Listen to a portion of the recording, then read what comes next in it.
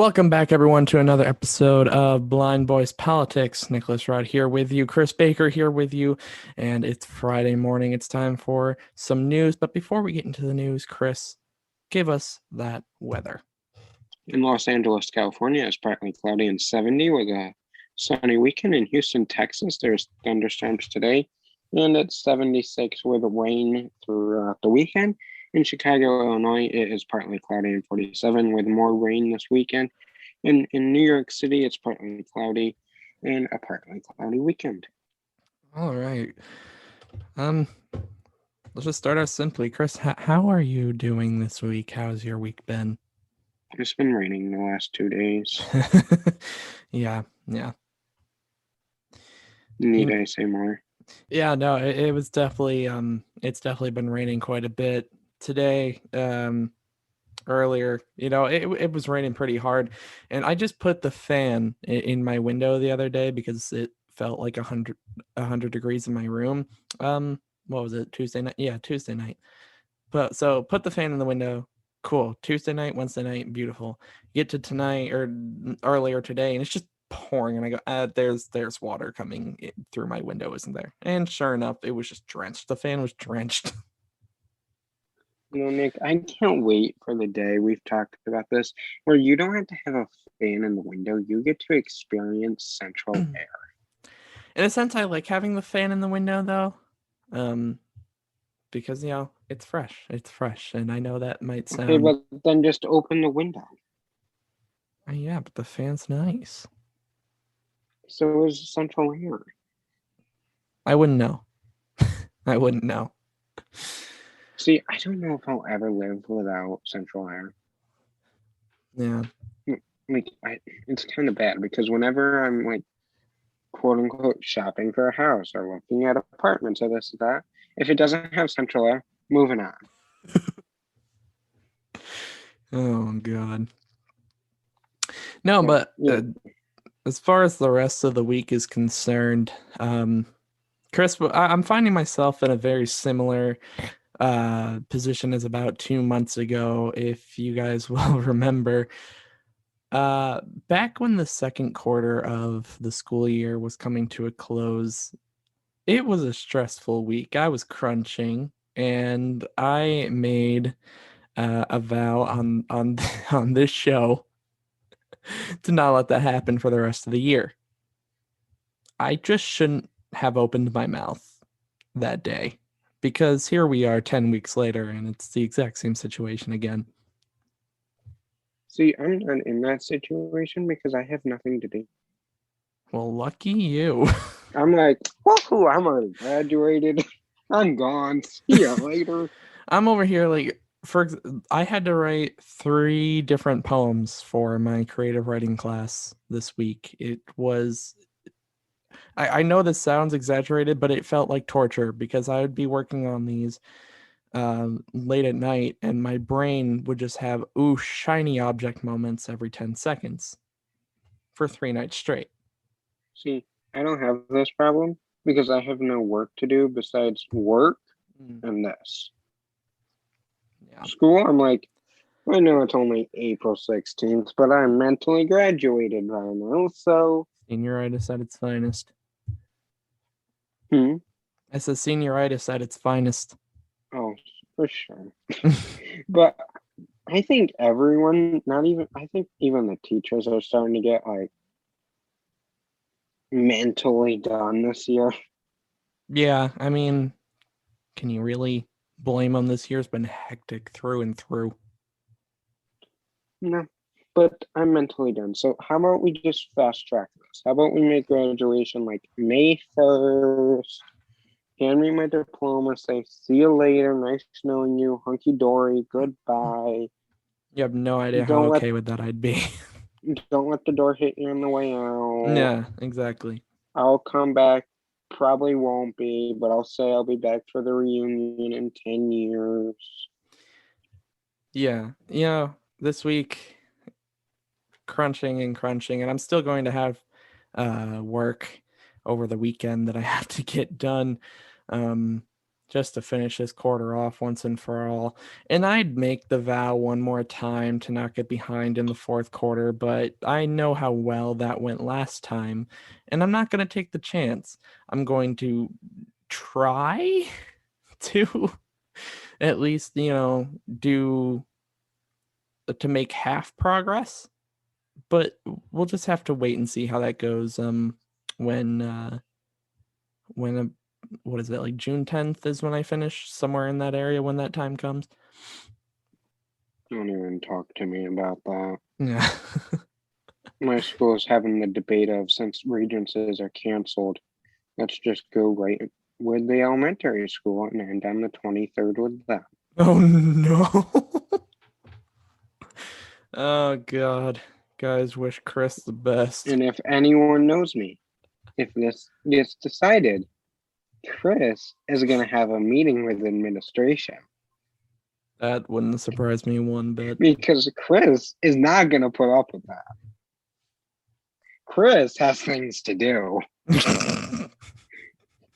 And it sucks because we all know we're all going to be sitting there doing nothing, because this is just coming out now, halfway through April. All the teachers are now just finding out about this. They've changed their school curriculum so they can get what they can in. And now they're telling them, oh, there might be 3 extra weeks of school. And one of them said, we're not going to be doing anything. Yeah, so you'd literally just be there wasting time. What I've been doing for the last 13 years. Oh God, but on a whole new level.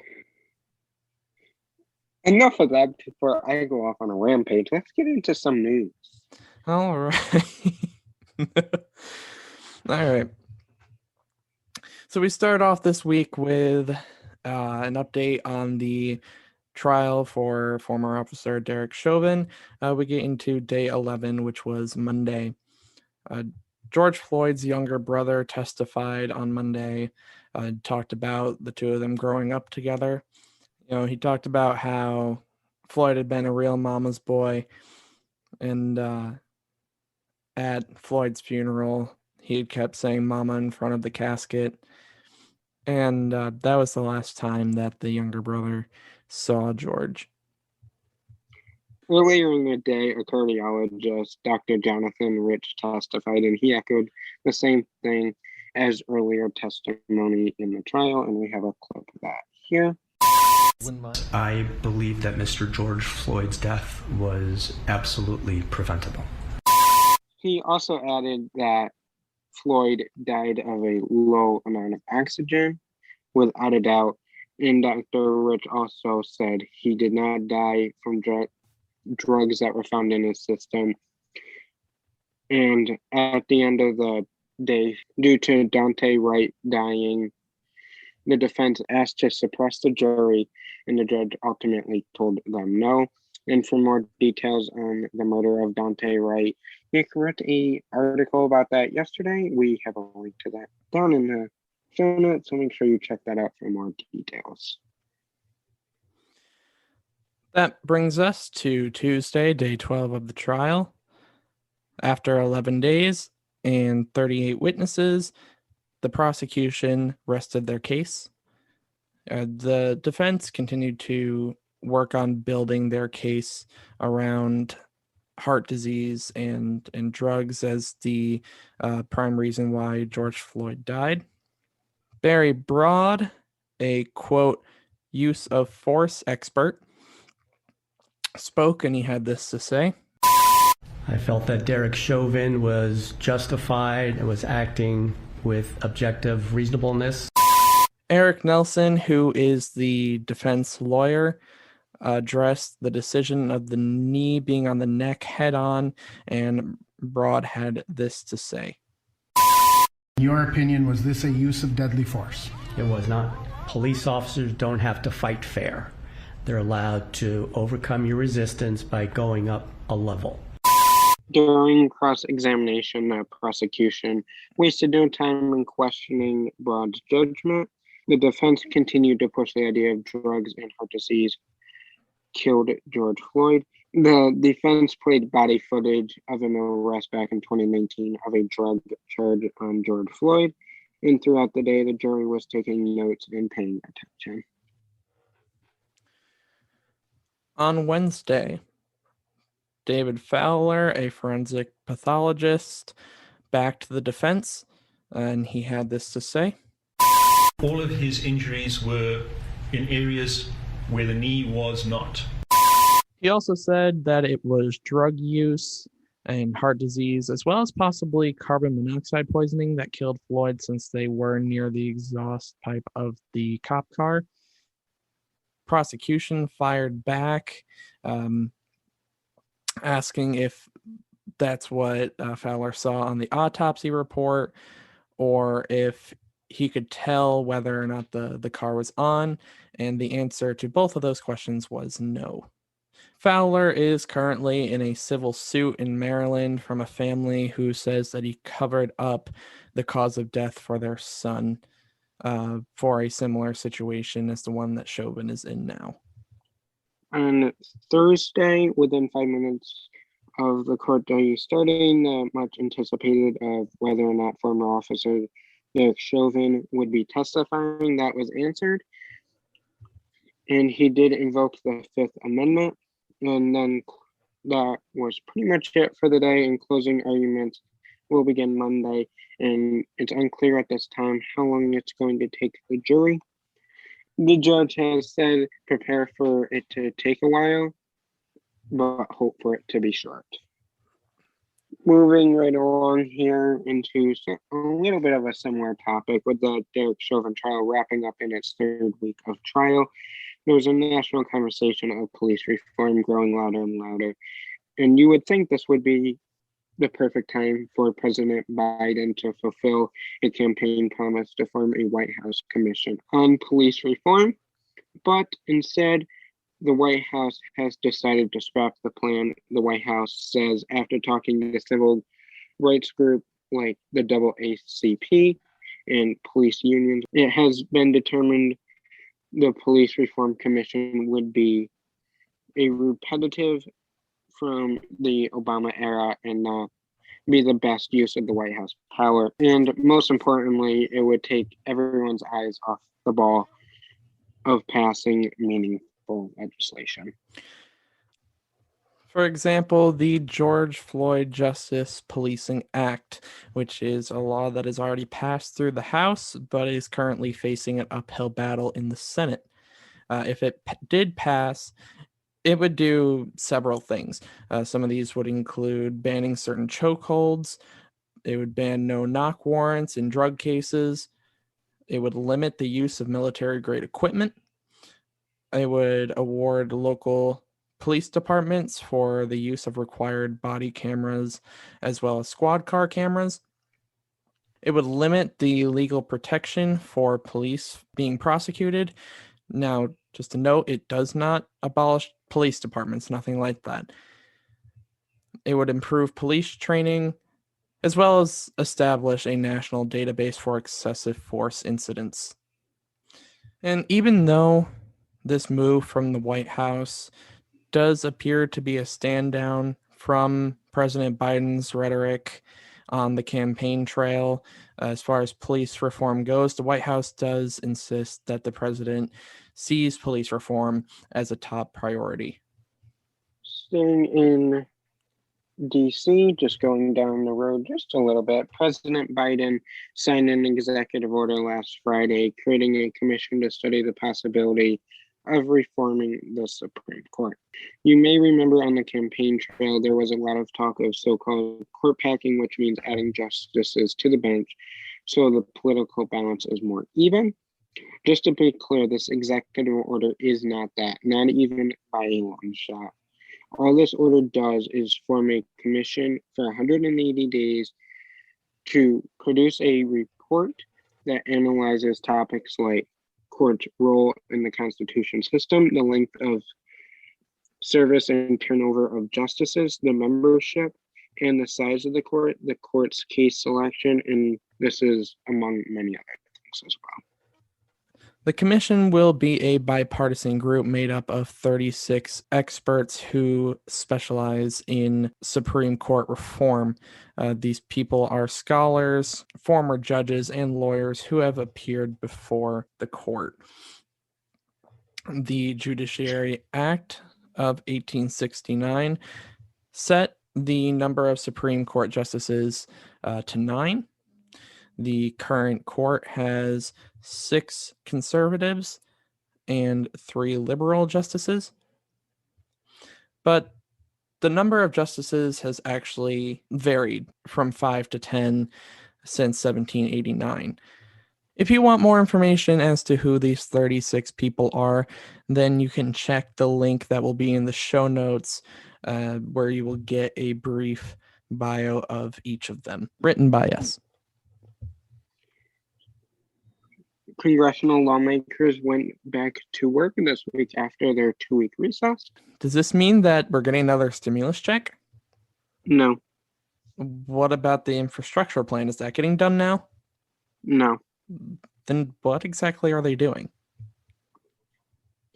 As you know, many laws are in the pipeline for the House and Senate for consideration, like immigration reform, voting rights, gun-related measures, civil rights, and infrastructure. The Biden infrastructure recovery job stimulus plan is by far the largest agenda item and most expensive. The president has said he is willing to negotiate with both Democrats and Republicans on the size, scope, and price of the plan, but he did say he's not willing to do nothing. The fact is, both Republicans and even some Democrats have big problems with this plan, and negotiations are going to take a long time. Just for clarification, the infrastructure, by definition, is a stimulus plan. Yes, there is a fourth stimulus coming. However, that doesn't mean there's a stimulus check for you. Any talk of a fourth stimulus check is wishful thinking and speculation. There's nothing in the Biden plan about another check. One thing you might be wondering about is the timeline for this infrastructure plan. And in truth, the timeline's kind of fuzzy for when this is going to get done. The Biden administration and everyone, for the most part, is hoping for some kind of progress by Memorial Day. So they want to get the ball rolling by Memorial Day at the least. House Speaker Nancy Pelosi did say that the goal was to get it passed through the House sometime around 4th of July, if not by their break in the summer. And they're hoping to have the package done, completed sometime in the summer as well. Staying right here at the Congress building is finally happening. President Biden is finally going to address a joint session of Congress on April 28th. The House Speaker, part of her normal duty, sent a letter to the White House Tuesday, officially inviting the president to, quote, share your vision for addressing the challenges and opportunities of this historic moment, end quote. And you may be thinking, didn't both President Obama and President Trump address a joint session of Congress like in February of their first terms in office? Yes, they did. Specifically, President Obama was February 24th, 2009, and President Trump was February 28th, 2017. There is a reason for the delay, though.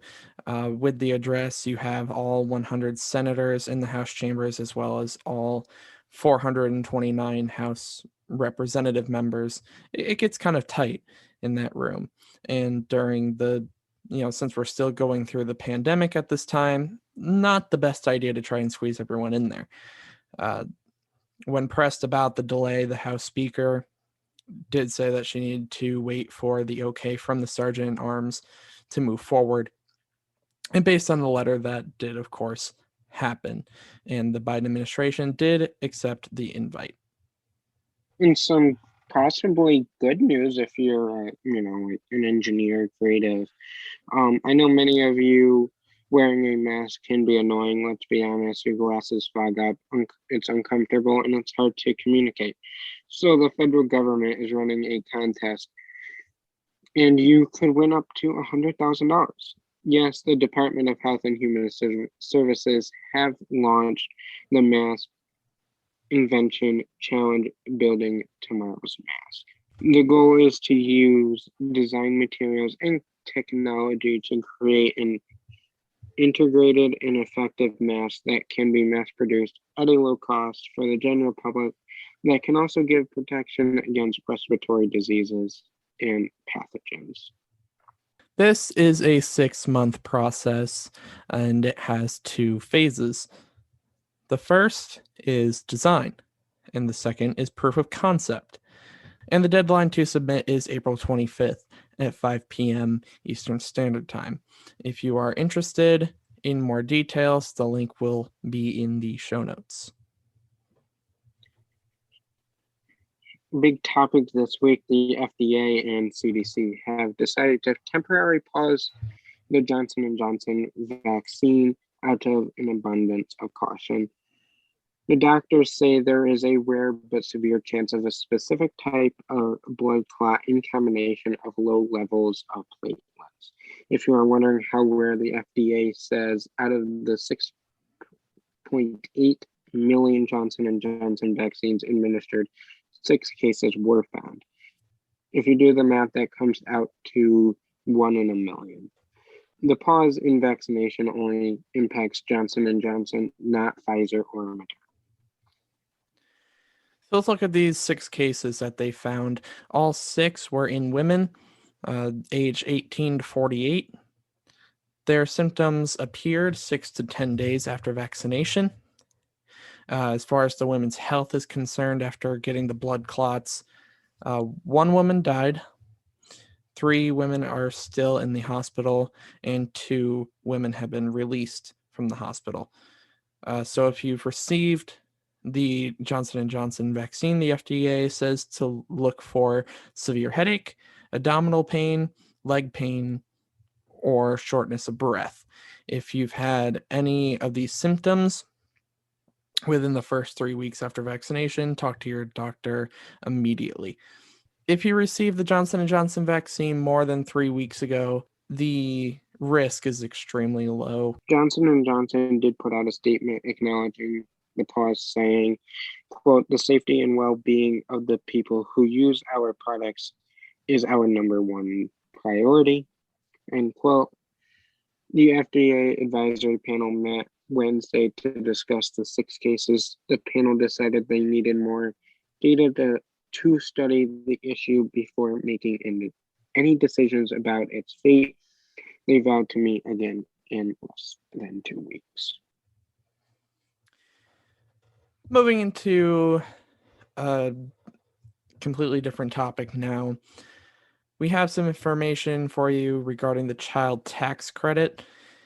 The IRS commissioner testifies on Tuesday in front of a panel regarding the rollout of the child tax credit.